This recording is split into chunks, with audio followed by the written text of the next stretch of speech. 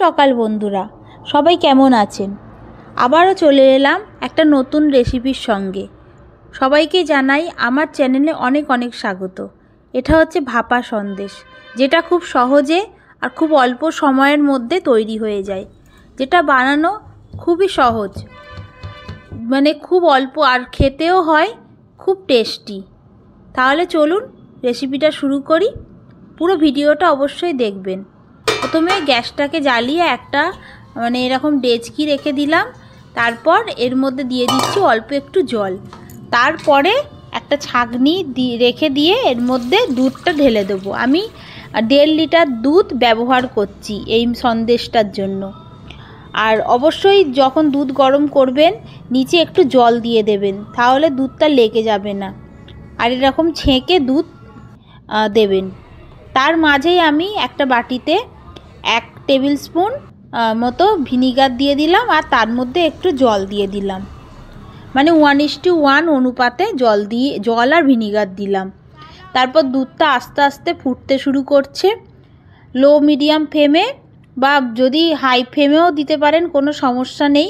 দুধটাকে ফুটিয়ে নেবেন, মানে এরকম ফুটে উঠলে বন্ধ করবেন। প্রথমে আমার দুধটাকে দেখছি ফুটে উঠলে, এই যে ফুটছে, এবার আমি গ্যাসের ওভেনটাকে বন্ধ করে দেব।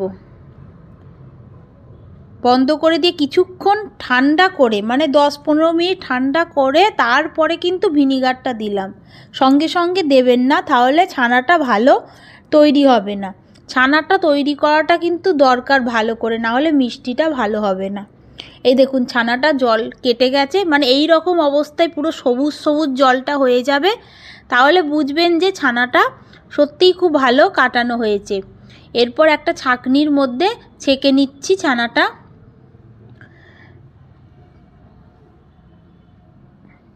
দিয়ে দিলাম। এরপর একটু ছানাটাকে একটু ঠান্ডা করে নেব। এর মাঝেই এটা একটা মিক্সি জার নিয়েছি। তারপর এর মধ্যে দিয়ে দিচ্ছি ওই যে ছানাটা দিয়ে দিলাম।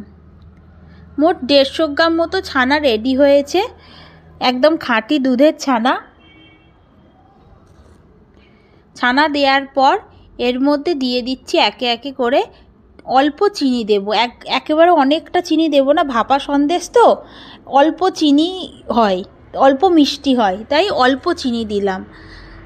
তারপর এর মধ্যে আমি কনডেন্স মিল্ক দিচ্ছি। আপনারা কনডেন্স মিল্ক না থাকলে চিনি দিয়েই বানাতে পারেন, সেই ক্ষেত্রে চিনির ভাগটা একটু বাড়িয়ে দেবেন।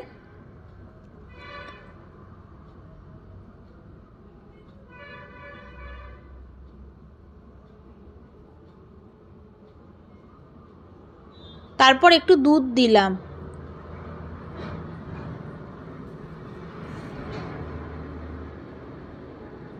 তারপর আমি এলাচের দানা দিয়ে দিচ্ছি। এলাচের খোলা থেকে দানাটা বার করে মিক্সিতে দেখুন পেস্ট বানিয়ে নিয়েছি। একেবারে একটা স্মুথ পেস্ট রেডি হয়েছে। তারপর আরেকটু আমি দুধ দিলাম, বেশি গাঢ় হয়ে গেছে তাই আরেকটু দুধ দিয়ে একটু পাতলা করে নিলাম। দেখুন, এইবার একটা টিফিন বক্স বা আপনাদের কাছে কেক বানানোর টিন থাকলেও, এইভাবে চৌকো একটা টিন থাকলেও দিতে পারেন। আমার কাছে ছিল না, তাই আমি এরকম চৌকো টিফিন বক্স এর মধ্যেই ভাপাবো ভালো করে।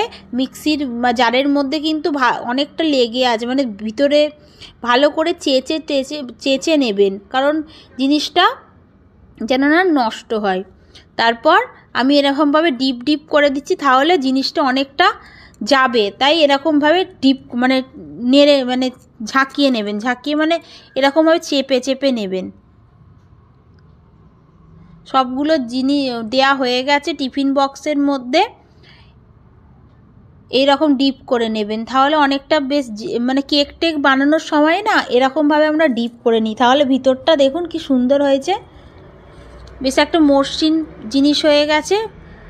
এরপর অল্প কেশর দিয়ে দিচ্ছি, দেখতে সুন্দর লাগবে। কেশর না থাকলে কোনো অসুবিধা নেই, আমার কাছে ছিল তাই আমি দিলাম। এটা অপশনাল, দিতেও পারেন আবার নাও দিতে পারেন, তবে দিলে দেখতে সুন্দর লাগবে। সন্দেশগুলো যখন হয়ে যাবে তখন দেখতে ভালো লাগবে।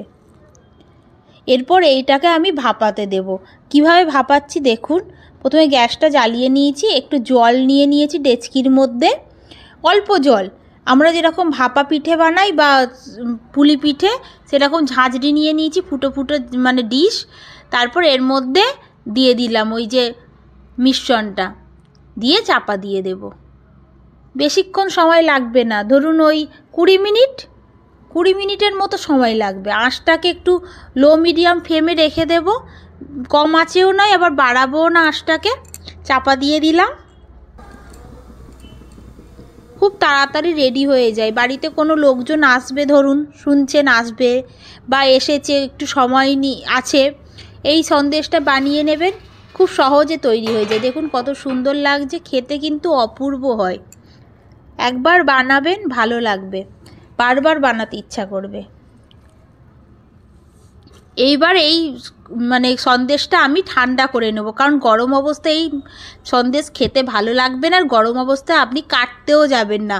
এই যেই অবস্থাতে আপনার ফোটা মানে ভাপিয়েছেন সেটা শুদ্ধ ফ্রিজে রেখে দেবেন, ফ্রিজারে নয় ফ্রিজে রেখে দেবেন। দেখুন ফ্রিজ থেকে বার করার পর মোটামুটি 1 থেকে 2 ঘন্টা ফ্রিজে রাখলেই সেট হয়ে যাবে পুরো।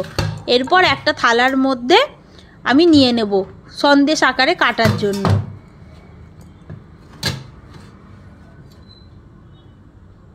এই দেখুন ঢেলে নিচ্ছে এইভাবে, এক হাত দিয়ে এরকমভাবে চেপে চেপে করলেই দেখুন অটোমেটিক মানে হয়ে যাবে, উঠে আসবে। এইবারে সন্দেশের আকারে কেটে ফেলুন। ছোটও কাটতে পারেন আবার বড়ও কাটতে পারেন, কোনো অসুবিধা নেই। তাহলে রেসিপিটা বন্ধুরা কেমন লাগলো অবশ্যই জানাবেন। আপনারা জানালে আমার খুব ভালো লাগবে। সবাই অবশ্যই কিন্তু কমেন্ট করবেন, জানাবেন যে কেমন হয়েছে। বাড়িতে বানাবেন, খুব সহজ পদ্ধতিতে আমি বানিয়েছি। তাহলে সবাই খুব ভালো থাকবেন, সুস্থ থাকবেন। আবার একটা রেসিপির সঙ্গে আপনাদের সঙ্গে দেখা হবে। কত সুন্দর লাগছে না সন্দেশটা? তাহলে একবার চট করে বানিয়ে ফেলুন, আজকেই বানিয়ে ফেলুন, আর দেরি করবেন না। 1 লিটার দুধেও ভালো হবে আর 500 দুধেও হবে। ওই পরিমাণগুলো একটু কম বেশি করে দেবেন, তাহলে জিনিসটা সুন্দর হবে। তাহলে সবাই বন্ধুরা ভালো থাকবেন, সুস্থ থাকবেন। অসংখ্য অসংখ্য ধন্যবাদ।